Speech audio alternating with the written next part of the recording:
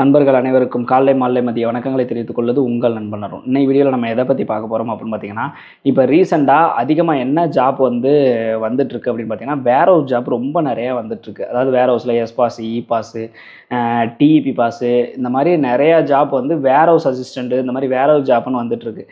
So இந்த வீடியோவில் எதை பார்க்க போகிறோம்னா, வேர் ஹவுஸ் ஜாப்னா என்ன, அதில் என்னென்ன பாஸுக்கு அப்ளை ஆகுது, அங்கே போனீங்கன்னா என்னென்ன மாதிரியான வேலை இருக்கும், நீங்கள் வேர் ஹவுஸ் ஜாப்பில் போகையில் என்னென்னலாம் தெளிவாக ஏஜென்ட்டுக்கிட்டையோ இல்லை கம்பெனிக்கிட்டையோ நீங்கள் பேசிக்கணும் அப்படிங்கிறத டீட்டெயிலாக பார்த்துருவோம். ஏன்னு கேட்டிங்க அப்படின்னா, வேர் ஹவுஸ் ஜாப் அப்படின்றது கொஞ்சம் கஷ்டமான வேலை. அப்படி இருக்கிறப்ப உங்களுக்கு என்ன மாதிரியான வேலை கொடுக்க போகிறாங்க, போட்ட காசை எடுக்க முடியுமா அப்படிங்கிற மாதிரி நிறைய டவுட்ஸ் இருக்கும். ஸோ அப்படி இருக்கிறப்ப இதெல்லாம் தெரியாமல் நீங்கள் போகிறீங்க அப்படின்னா கண்டிப்பாக அங்கே போய் மாட்டிக்கிறதுக்கான வாய்ப்புகள் இருக்குது. ஸோ அப்படி போயிட்டு உங்களுக்கு அந்த வேலை பார்க்க முடியலை அப்படின்னாவோ, இல்லை அங்கே போய் வேறு ஏதாவது ப்ராப்ளம் ஆகுது அப்படிங்கிற பட்சத்தில் நீங்கள் திருப்பி அனுப்பப்படுவீங்க. திருப்பி வந்துட்டீங்க அப்படின்னா நீங்கள் கட்டின அமௌண்ட் வேஸ்ட் ஆகிடும். ஸோ வேர் ஹவுஸ் ஜாப்னா என்னங்கிறத தெளிவாக தெரிஞ்சுக்கிட்டு நீங்கள் போனீங்க அப்படின்னா எந்த பிரச்சனையும் இல்லாமல் நல்லபடியாக போக முடியும். நிறைய பேர் நம்மள்ட்ட கேட்டிருந்தாங்க, வேர் ஹவுஸ் ஜாப்னா என்ன, அதில் என்ன மாதிரியான வேலைகள் இருக்கும், ஸோ அதை எப்படி போகலாம் அப்படின்ற மாதிரி நிறைய பேர் நம்மள்ட்ட டவுட் கேட்டிருந்தாங்க. ஸோ அதெல்லாம் கிளியர் பண்ணுற விதமாக தான் இந்த வீடியோ. ஸோ வீடியோவை கடைசி வரைக்கும் பார்த்து வேர் ஹவுஸ் ஜாப்னா என்னங்கிறத தெரிஞ்சுக்கிட்டு தெளிவாக போங்க. அப்போ தான் உங்கள் பணம் லாஸ் ஆகாமல் இருக்கும். ஓகேங்களா? First of all warehouse ஜாப்புக்கு என்னென்ன பாஸில் போகலான்னு பார்த்தீங்கன்னா, வேர் ஹவுஸ் ஜாப்புக்கு இப்போதைக்கு டிஇபி பாஸில் எடுக்கிறாங்க, இ பாஸில் எடுக்கிறாங்க, எஸ் பாஸில் எடுக்கிறாங்க, என்டிஎஸ் பர்மிட்டில் எடுக்கிறாங்க. இது நாலுலையுமே வேர் ஹவுஸுக்கு எடுக்கிறாங்க. வேர் ஹவுஸ் பிசிஎம், இந்த மெரின் பர்மிட்டு, இல்லை இந்த ஒர்க் பர்மிட்டு, இதில் எல்லாம் எடுக்க மாட்டாங்க. ஓகேங்களா? So NTS permit, S pass, E pass, DEP pass, இதில் தான் வேர் ஹவுஸுக்கு எடுப்பாங்க. ஸோ இந்த பாஸில் தான் உங்களால் வேர் ஹவுஸுக்கு போக முடியும். ஓகேங்களா? டிஇபி பாஸ்னா 3+1, அதிகபட்சம் 4 மாதம் வரைக்கும் இருக்கலாம். மற்ற எல்லாமே பார்த்தீங்க அப்படின்னா அதிகபட்சம் 2 வருஷம் வரைக்கும் கூட நீங்கள் சிங்கப்பூரில் இருக்க முடியும். ஸோ என்ன பாஸில் உங்களோட அந்த வேலை வேர் ஹவுஸ் ஜாப் இருக்குன்னு சொல்கிறாங்க அப்படிங்கிறத தெளிவாக கேட்டுக்கோங்க. அடுத்ததாக பார்த்தீங்கன்னா, வேர் ஹவுஸில் என்ன வேலை அப்படிங்கிறத தெளிவாக கேட்டுக்கோங்க. வேர் ஹவுஸில் என்ன மாதிரியான வேலைகள்லாம் இருக்கும் அப்படின்னு பார்த்தீங்கன்னா, வேர் ஹவுஸ்னால் ஃபஸ்ட்டு என்ன அப்படின்னு கேட்டிங்கன்னா, இப்போ கண்டெய்னரில் சிங்கப்பூரில் ஒரு பொருள் இறங்குதுன்னு வச்சுக்கோங்களேன். ஸோ அது எல்லாத்தையுமே ஸ்டோர் பண்ணுறது தான் வேர் ஹவுஸ். வேர் ஹவுஸ் அப்படிங்கிறது பார்த்தீங்கன்னா நிறைய டைப் ஆஃப் வேர் ஹவுஸ் இருக்கும். ஒரு சில இதுக்கு பார்த்தீங்கன்னா, இப்போ சிங்கப்பூரில் ஃபேர் ப்ரைஸ் அப்படிங்கிறது பார்த்தீங்கன்னா மிகப்பெரிய கடைகள். ஸோ அவங்க தனியாக வேர் ஹவுஸ்னு வச்சுருப்பாங்க.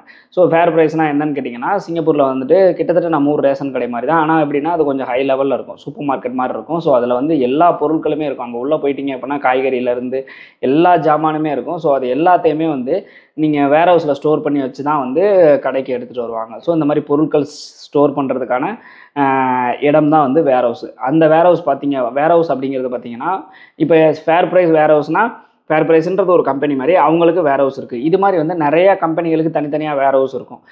ஸோ வேர் ஹவுஸே கம்பெனியாக வச்சு ரன் பண்ணிகிட்டு இருப்பாங்க. ஸோ வேர் ஹவுஸுங்கிறது எப்படி இருக்கும் அப்படின்னு கேட்டிங்கன்னா, பெரிய பெரிய கண்டெய்னர்ஸ்லாம் லோடிங்கு அன்லோடிங் நடக்கிற இடம்.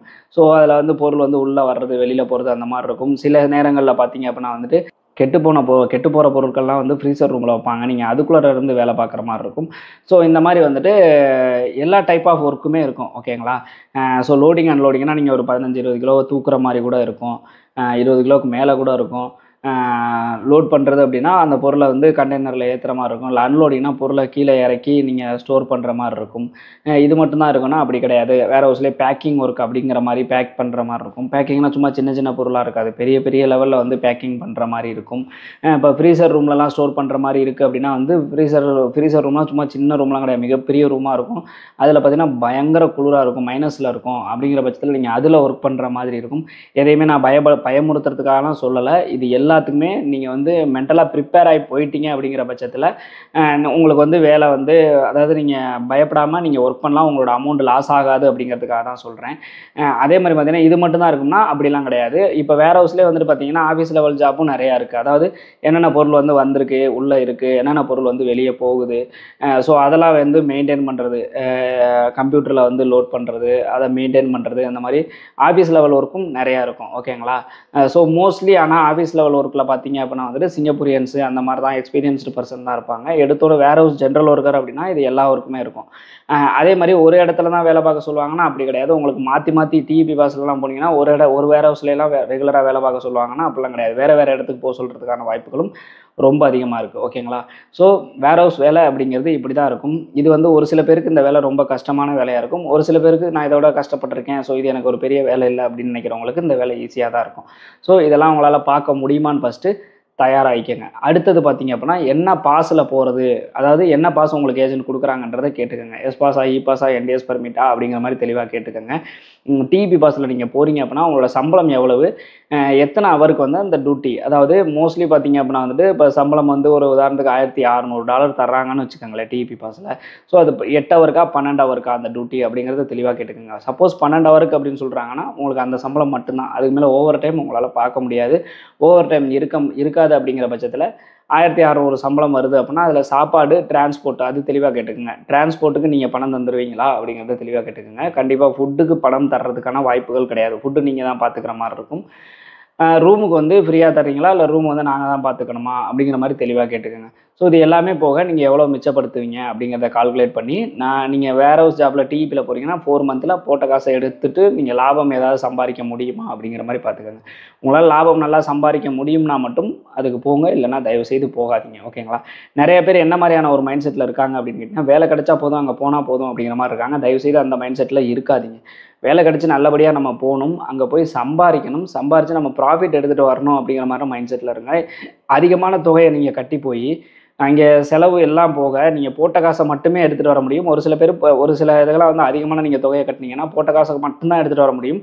ஒரு சில பேர் அத விட கம்மியாவும் எடுத்துட்டு வருவாங்க. அப்படிங்கிறதுனால, கண்ண மூடிக்கிட்டு எவ்வளோ செலவானாலும் பரவால்ல அப்படிங்கிற மாரி போகாதீங்க. இப்போ டிவிலாம் போறீங்கன்னா, 1 1/2 மாசம் இல்லன்னா 2 மாசத்துக்குள்ள நீங்க போட்ட காச எடுத்துறணும். அடுத்தது அந்த 2 மாசம் சம்பாரிக்கிறது உங்களுக்கு ப்ராஃபிட்னா கூட ஒரு ரூ. 2,00,000 ப்ராஃபிட் கிடைக்கும். நல்லபடியா எடுத்துட்டு வரலாம். ஓகே. லாங் டெர்ம் பாஸ் அப்படிங்கிற பட்சத்திலயும் இதே கொஸ்டின கேட்டுக்கங்க. எத்தன ஹவர் டியூட்டி அப்படிங்கிறத கேட்டுக்கங்க. இப்ப வேலை வந்து கஷ்டமா இருக்கு அப்படின்னா கூட 4 மாசம் இந்த டிபி பாஸ்ல போறவங்க 4 மாசம் பல்ல கடிச்சிட்டு வேலை பார்த்துட்டு வந்துருவாங்க. ஆனா லாங் டெர்ம் பாஸ்லலாம் போறீங்க அப்படிங்கிற பட்சத்தில, நீங்க வேலை கஷ்டமா இருக்கு அப்படின்னா, இந்த மாரி வருஷக்கணக்குல உங்களால கஷ்டப்பட முடியாது அப்படிங்கிற பட்சத்தில, நீங்க கட்டுன அமௌண்ட் லாஸ் ஆகுறதுக்கான அதிகமான வாய்ப்புகள் இருக்கு. அதே மாரி நீங்க அதிகமான அமௌண்ட் கட்டுவீங்க. இப்ப லாங் டெர்ம் பாஸ்னா வந்து 4லருந்து 5,00,000 6,00,000 வரைக்கும் கூட கேட்பாங்க. அப்படின்றப்ப அந்த அமௌண்ட்ட கட்டுனீங்கன்னா, அந்த எடுக்கிறதுக்கே உங்களுக்கு 8லருந்து 10 மாசம் ஆயிரும். 1 வருஷம் கூட ஆகலாம் ஒரு சில பேருக்கு. ஏன்னா ரூம்லாம் அதிகமான வாடகைக்கு இருக்கு. சாப்பாடுலாம் வெளியில சாப்பிடணும்னா 1 வருஷம் கூட ஆயிரும் நீங்க அதுக்கு கட்டுன காச எடுக்கிறதுக்கே. அப்புறம் பேலன்ஸ் வேலை செய்றது தான் வந்து உங்களுக்கு வந்து இதா இருக்கும். அதே மாரி பார்த்தீங்கன்னா, வேர் ஹவுஸ்ல டிரைவர் வேகன்சியும் வரும். டிரைவர் வேகன்சிலாம் வருது. அவங்களே லைசென்ஸ் எடுத்து குடுக்குறாங்க அப்படின்னா, ரொம்ப சந்தோஷம் தான். தங்கமா நீங்க போலாம். லைசென்ஸ் எடுத்து குடுக்கணும்னா, லைசென்ஸ் எடுத்து குடுக்க கம்பெனி பர்மிஷன் குடுத்தாலே போதும். ஓரளவுக்கு நீங்க நம்பி போலாம். ஏன்னு கேட்டீங்கன்னா, நீங்க லைசென்ஸ் எடுத்துட்டீங்கன்னா, உங்களோட லெவலே வேற, சம்பளம் அதிகமாகும். அந்த கம்பெனில வந்து கொஞ்ச நாள் மட்டும் இருந்துட்டு நீங்க வந்து கூட வேற கம்பெனிக்கு நீங்க போய்க்கலாம். ஏன்னா, சிங்கப்பூர் லைசென்ஸ் இருந்துச்சுன்னா, நெறைய வேகன்சிஸ் வரும் அப்படிங்கிறது உங்களுக்கே நல்லா தெரியும். ஸோ லாங் டெர்ம் பாஸ்ல போகையில அமௌண்ட் தான் ரொம்ப பெரிய ஒரு கேம் ப்ளே பண்ணும். ஸோ அமௌண்ட்ட வந்து ரொம்ப தெளிவா பேசிக்கங்க. எவ்வளோ அமௌண்ட் அப்படிங்கிறத. அதே மாரி வேர் ஹவுஸ் ஜாப் வந்து நெறையா இருக்கு அப்படிங்கிறதுக்காக அத நெறைய பேர் வந்து மிஸ்யூஸ் பண்றாங்க. என்னன்னா, அதிகமான தொகை இந்த வேலை இருக்கு. உங்களுக்கு நான் இறக்கி விடுறேன்னு சொல்லி அட்வான்ஸா வாங்கிட்டு அந்த வேலைய ரெடி பண்ணி குடுக்காம ரொம்ப நாள் வெயிட் பண்ண வைக்கிறாங்க. ஸோ இந்த மாரிலாம் நடக்குது. சில பேர் அந்த அட்வான்ஸ் வாங்கிட்டு ஏமாத்திட்டும் போயிடுறாங்க. அதனால வந்துட்டு ரொம்ப குறைவான அட்வான்ஸ கட்டியே வந்து நீங்க அப்ளை பண்ணுங்க. அப்ரூவல் வந்துருச்சு. நீங்க அப்ளை பண்ணுங்க. நான் பணம் கட்டுறேன். நான் பெண்டிங் ஸ்டேட்டஸ் காமிச்சிருச்சுனா கூட நான் பணம் கட்டுறேன் அப்படிங்கிற மாரி கூட நீங்க பெண்டிங் ஸ்டேட்டஸ் காமிச்சிச்சுனா அதுக்கப்புறம் பணம் கட்டலாம்.